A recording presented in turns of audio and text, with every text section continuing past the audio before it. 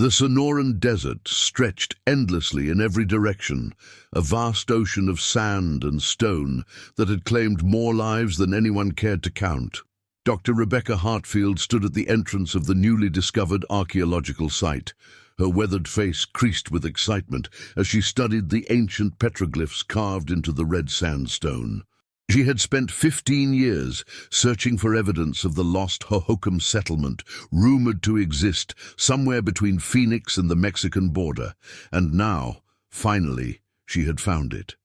The morning sun hadn't yet reached its punishing zenith when Rebecca descended into the partially excavated chamber, her graduate assistant Jake monitoring from above.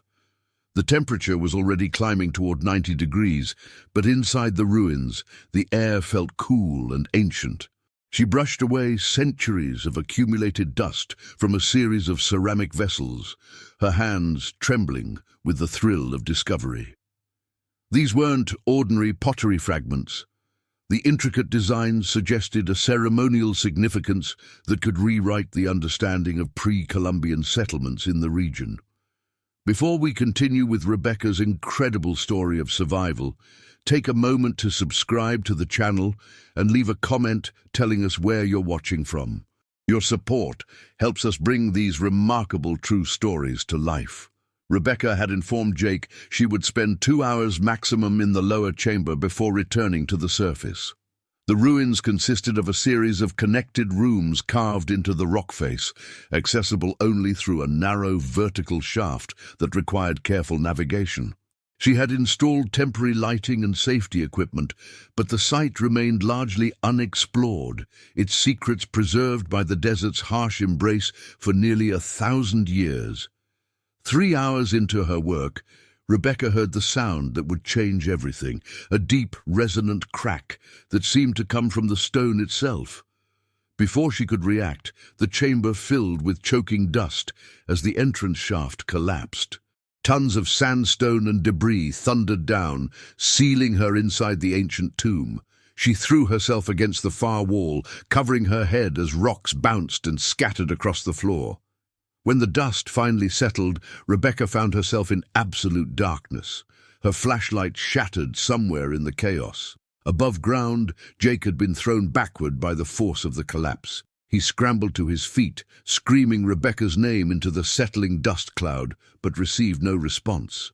His hands shook as he called emergency services, his voice cracking as he explained the situation. Within an hour, rescue teams from Phoenix arrived, along with structural engineers and mining specialists. They assessed the collapse with grim expressions. The unstable nature of the sandstone, combined with the depth of the chamber and the risk of further cave-ins, made any immediate rescue attempt impossibly dangerous. Rebecca's husband, Daniel, arrived at the site as the sun began its descent toward the horizon. A civil engineer himself, he understood immediately what the rescue coordinator meant when he said they needed to proceed with extreme caution. The shaft had collapsed completely, filling with an estimated 40 tons of rock and sand. Drilling a new access point would require surveying the entire underground structure to avoid triggering another collapse. The process could take weeks. "But she doesn't have weeks," Daniel said, his voice hollow. "She has maybe 3 days of water if her bottles survived the collapse." The coordinator, a weathered man named Frank Patterson, who had supervised dozens of mine rescues throughout Arizona and Nevada, placed a hand on Daniel's shoulder. "We're going to do everything we can. I've got the best team in the state, and we're bringing in ground-penetrating radar from the university. We'll find a way in." But finding a way in meant understanding what they were dealing with. The ruins had never been fully mapped. Rebecca had been documenting the site gradually, and her field notes were still in her tent. The Hohokam people had constructed these chambers using techniques that modern archaeologists barely understood, incorporating natural cave systems with deliberately carved passages. The collapse might have opened new voids or sealed off others entirely. One wrong move could kill Rebecca, even if she had survived the initial cave-in. Inside the chamber, Rebecca lay in complete darkness, her breathing shallow as she fought against panic. She had been trained for emergencies during her graduate work in Peru, where she had spent months studying Incan sites in remote mountain regions. The first rule of survival was simple: assess your situation before you act.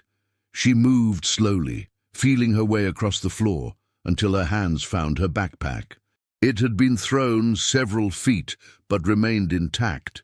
Inside, she discovered her backup flashlight, 3 bottles of water, a half-eaten sandwich, and her emergency kit containing matches, a first aid supply, and a small knife. The beam of her flashlight revealed a scene that made her stomach turn. The entrance shaft had completely disappeared, replaced by a solid wall of broken stone and compacted sand. She was buried alive in a chamber perhaps 15 feet square, with a ceiling that reached maybe 12 feet at its highest point. The air felt stale but breathable, suggesting some kind of ventilation, though she couldn't determine its source in the darkness. The petroglyphs she had been studying now seemed to mock her, ancient warnings carved by people who had understood the desert's cruelty far better than any modern scholar. Rebecca forced herself to think logically. She was a scientist, trained to observe and analyze. The Hohokam had built these chambers to withstand the desert's extremes, which meant they had incorporated air circulation and potentially water collection systems. If she could find those features, she might extend her survival time significantly. She began a systematic exploration of the chamber, running her hands along every wall, examining every crack and crevice. The ancient builders had been remarkably skilled. The walls showed evidence of deliberate shaping, with channels carved to direct airflow and what appeared to be small catchment basins designed to collect moisture. Hours passed, though Rebecca had lost her watch in the collapse and had no way to track time except by the failing charge of her flashlight. She rationed its use, allowing herself only brief glimpses to maintain her spatial orientation before returning to darkness. The silence was oppressive, broken only by her breathing and the occasional settling of rock somewhere in the surrounding stone. She tried shouting several times, but her voice seemed to be absorbed by the ancient walls, disappearing into the vast network of chambers that might extend for hundreds of yards in every direction. On the surface, the rescue operation had transformed into a round-the-clock effort. Daniel refused to leave the site, sleeping in his truck and spending every waking moment studying the geological surveys and helping coordinate the rescue attempt. The ground-penetrating radar had revealed a complex network of chambers and passages, but also showed that the collapse had created an unstable zone that extended for nearly 30 feet in all directions. Any attempt to drill or dig could trigger a secondary collapse that would crush the chamber where Rebecca was presumably trapped. "We need to approach from the side," Frank Patterson explained, pointing to the radar images spread across a folding table in the command tent. "There's what looks like a parallel passage here, about 40 feet to the east. If we can access that and work our way through the connecting chambers, we might be able to reach her without disturbing the collapse zone." The problem was that nobody knew whether those passages were actually connected or if they had collapsed centuries ago.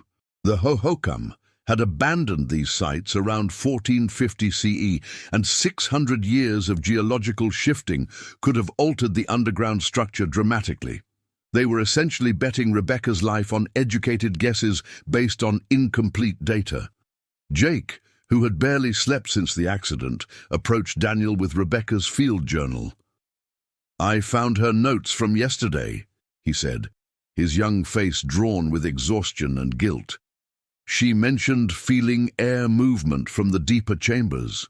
She thought there might be a natural cave system beneath the constructed rooms." Daniel seized on this information. If natural caves existed below, they might provide an alternative route, or at least additional air circulation that could keep Rebecca alive longer. He brought the journal to Patterson, who immediately called in a spelunking team from Tucson. These were experienced cave explorers who specialized in rescue operations in the extensive limestone cave systems throughout southern Arizona. If anyone could navigate unknown passages in search of Rebecca, it was them. Meanwhile, Rebecca had made a discovery that both terrified and encouraged her. In the far corner of the chamber, hidden behind a collapsed section of wall, she found a narrow opening that led downward into darkness. The Hohokam had constructed a stairway, carved directly into the bedrock, descending into what appeared to be a natural limestone cave. The air rising from below felt cooler and carried the faint scent of moisture. Every survival instinct told her to stay where she was, where rescuers knew to look for her, but reason suggested otherwise. If this chamber had collapsed once, it could collapse again. The deeper cave system might offer better protection and potentially more resources. She made the decision that would determine whether she lived or died. Taking her backpack and precious remaining supplies, Rebecca descended into the unknown darkness, leaving behind a message scratched into the soft sandstone with her knife. Gone deeper. R.H. If rescuers ever reached the chamber, they would know she had survived the initial collapse and made a conscious decision to move. If they never found the message, it wouldn't matter anyway. The natural cave system was unlike anything Rebecca had encountered in her career. The Hohokam had clearly known about these passages and had incorporated them into their settlement, but they had never modified or disturbed the natural formations. Stalactites hung from the ceiling like ancient chandeliers, and her flashlight beam revealed walls that glittered with mineral deposits. The temperature was notably cooler, perhaps 70 degrees, a welcome relief from the desert heat that had been slowly cooking the upper chamber. Most importantly, water dripped steadily from several of the formations, collecting in small pools on the cave floor. Rebecca fell to her knees beside the nearest pool, her throat so dry it felt like sandpaper. She knew she should test the water first, should be cautious about bacterial contamination, but thirst overwhelmed caution. She cupped her hands and drank deeply, the cool water tasting of minerals and stone. It was the most delicious thing she had ever experienced.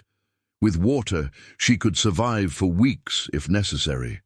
The realization brought tears to her eyes, the first she had allowed herself since the collapse. But water alone wouldn't sustain her for long. She had already eaten the sandwich from her pack, and her stomach was beginning to cramp with hunger. Rebecca had read accounts of survival situations where people had resorted to eating insects, roots, anything that provided calories. The cave system appeared to support some form of life. She had seen what looked like cricket droppings and the shed exoskeletons of beetles. More disturbingly, she had glimpsed the quick movement of scorpions scuttling across the rocks when her light surprised them.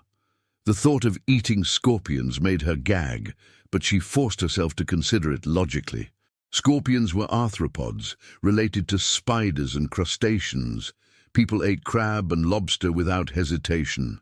In some cultures, scorpions were considered a delicacy, fried and seasoned. The venom was primarily in the tail, which could be removed. The body itself was essentially protein. She had no way to cook them, but survival sometimes required abandoning civilized sensibilities. It took Rebecca 3 days to work up the courage to catch her first scorpion. She used her knife to pin it against the cave floor, then quickly severed the tail before the creature could sting her. What remained was about 2 inches of segmented body, pale in the flashlight beam. She closed her eyes and bit down, forcing herself to chew and swallow. The texture was crunchy, almost nutty, and the taste was surprisingly mild, slightly bitter, but not unbearable. Her stomach accepted it without rebellion, and she felt a small surge of energy as the protein entered her system. Over the following days, Rebecca established a routine that kept her sane. She moved methodically through the cave system, mapping it in her mind and leaving markers made from small stones so she could find her way back to the water source. She collected scorpions and the occasional cave cricket, storing them in a container she fashioned from a plastic water bottle. She used her matches sparingly, saving them for emergencies, though she wasn't sure what constituted an emergency worse than being buried alive. The cave's eternal darkness became her new reality, and she learned to navigate partially by feel, conserving her flashlight batteries as much as possible. Above ground, the rescue operation had hit a critical juncture. The drilling team had reached the parallel passage Patterson had identified, but when they broke through, they found it completely filled with collapsed debris. The Hohokam chambers had deteriorated more extensively than anyone had predicted. Frank called a meeting with all the specialists, his frustration evident. They had been working for 9 days straight, and every approach had met with failure. The harsh reality was becoming impossible to ignore. Rebecca Hartfield was almost certainly dead. Daniel refused to accept it. "She's the toughest person I know," he said, his voice rough from lack of sleep and too much coffee. "She spent 6 months in the Amazon, studying pre-Incan sites. She survived a dengue fever outbreak in Guatemala. She knows how to handle herself in extreme conditions." "Even if she survived the collapse," Patterson said gently, "she's been without food and water for over a week. The human body can't—" "The caves!" Daniel interrupted, jabbing his finger at the geological survey. "Everyone keeps focusing on the constructed chambers, but look at these anomalies here and here. Those are natural limestone formations. If Rebecca found her way into those caves, there could be water. She could still be alive." The spelunking team leader, a wiry woman named Claire Donovan, who had explored caves throughout the Southwest, studied the surveys with renewed interest. "He might be right," she said slowly. "These formations suggest a significant underground aquifer system. If the Hohokam chambers connect to those caves, and if Dr. Hartfield had the presence of mind to explore deeper rather than wait in the collapsed chamber—" She trailed off, looking at Daniel. "It's a long shot, but it's possible." They changed their strategy. Instead of trying to reach the original chamber, they would attempt to access the natural cave system from a known entrance nearly half a mile away. It was a cave that local rock climbers sometimes explored, though it had never been fully mapped. If that system connected to the caves beneath the Hohokam site, they might be able to reach Rebecca from below. It would require navigating unknown passages, possibly through tight squeezes and flooded sections, but it was the best option remaining. Claire assembled a team of 4 experienced cavers, including herself. They spent a day studying the geological surveys and preparing their equipment. On the morning of the 10th day since the collapse, they entered the known cave system with enough supplies for a 3-day underground expedition. Daniel wanted desperately to join them, but Patterson refused. "You're not trained for this," he said. "If something goes wrong down there, I need Claire's team focused on the rescue, not on keeping you alive." Rebecca had lost track of time entirely. The cave's darkness was absolute and unchanging, and her sleep schedule had become erratic. She guessed it had been at least a week, possibly longer. Her body had adapted to the starvation diet of scorpions and insects. She had lost weight, and her clothes hung loose, but she remained functional. The water sustained her, and she had discovered that by spreading her clothing on rocks beneath the dripping formations, she could collect additional moisture in the fabric and then wring it into her bottles. The Hohokam had been brilliant in their understanding of these caves. They had known exactly how to survive in this harsh environment.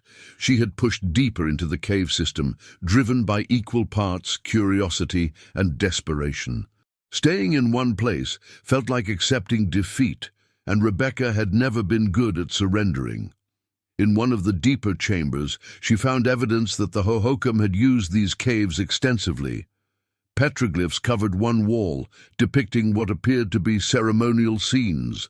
There were remnants of ancient fires, the charcoal still visible after centuries. And in a small alcove, she found something that made her breath catch. A sealed ceramic vessel, its lid still intact. Her hands shook as she carefully pried open the lid, afraid it would crumble to dust. Inside were seeds, perfectly preserved in the dry cave air. The Hohokam had stored them here, insurance against drought and famine. Rebecca recognized some of them. Corn, beans, squash.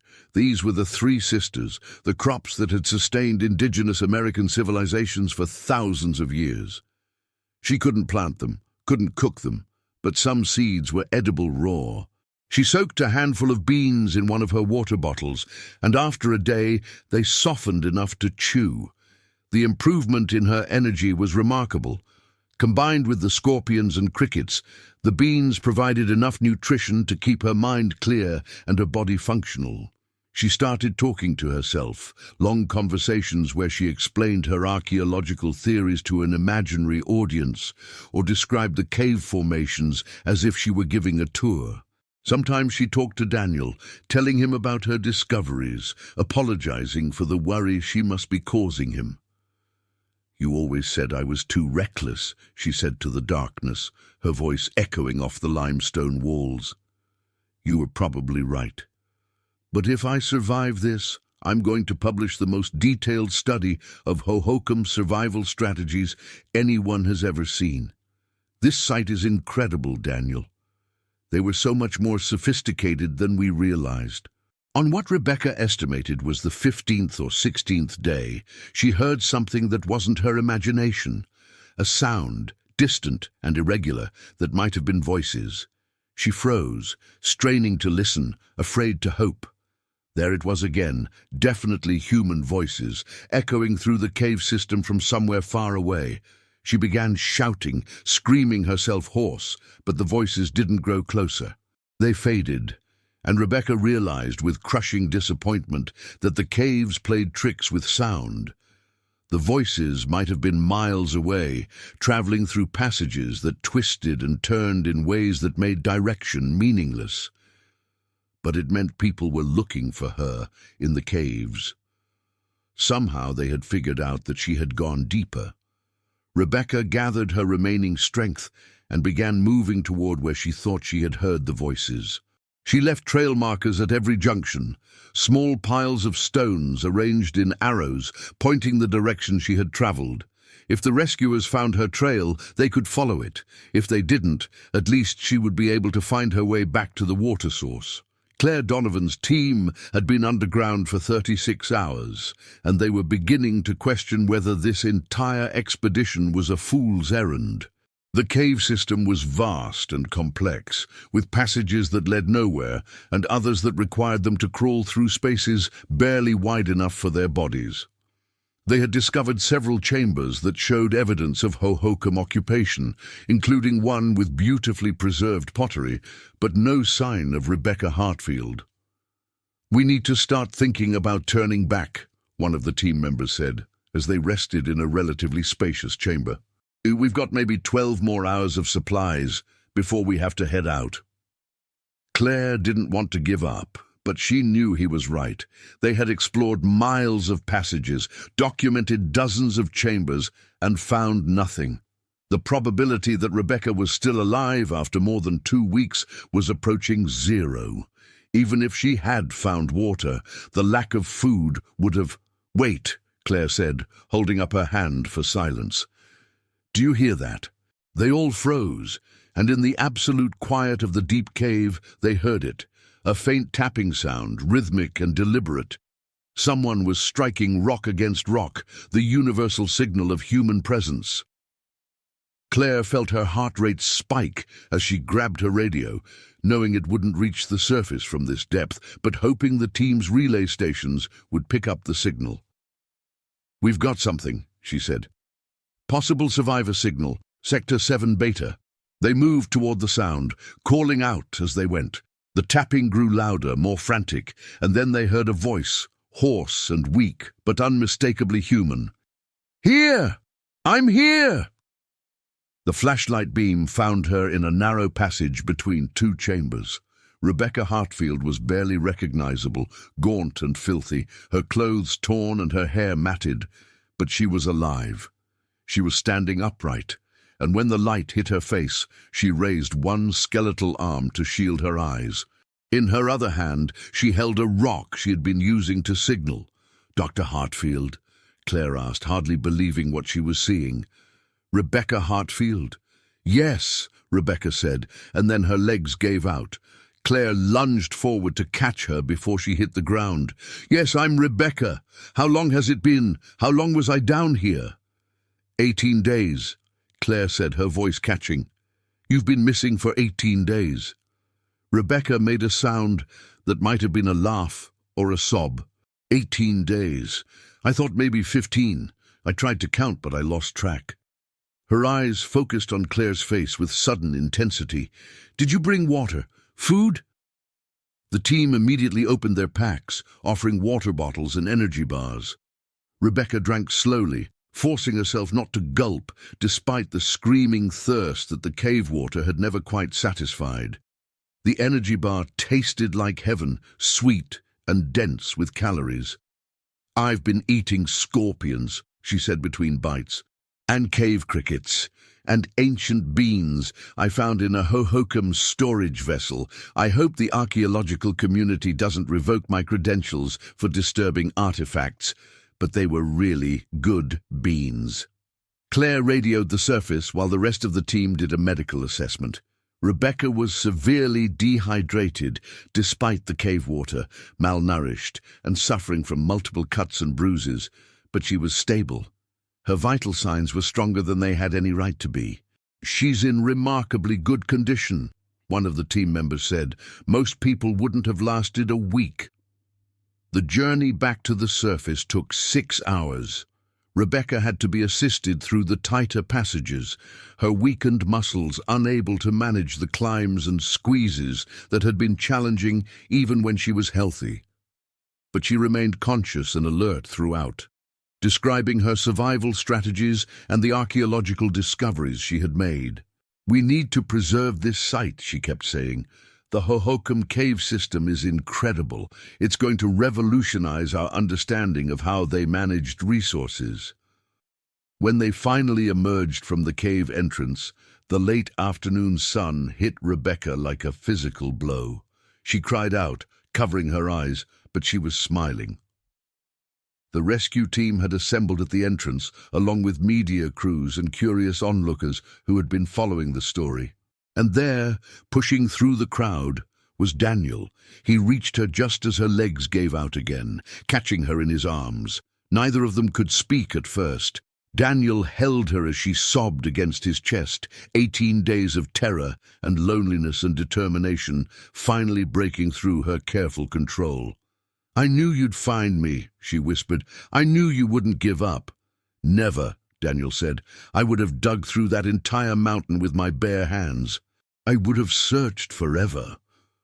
They transported Rebecca to Phoenix Medical Center, where doctors marveled at her condition.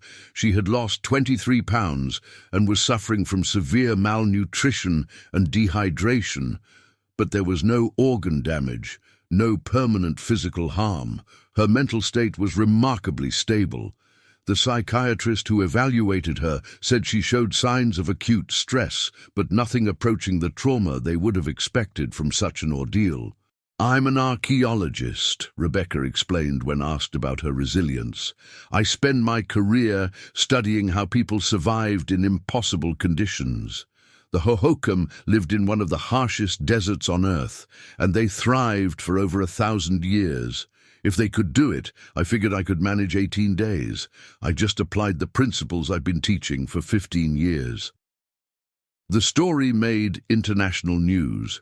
The archaeologist who survived 3 weeks in ancient ruins, living on insects and cave water, captured the public imagination. But for Rebecca, the real story was the site itself.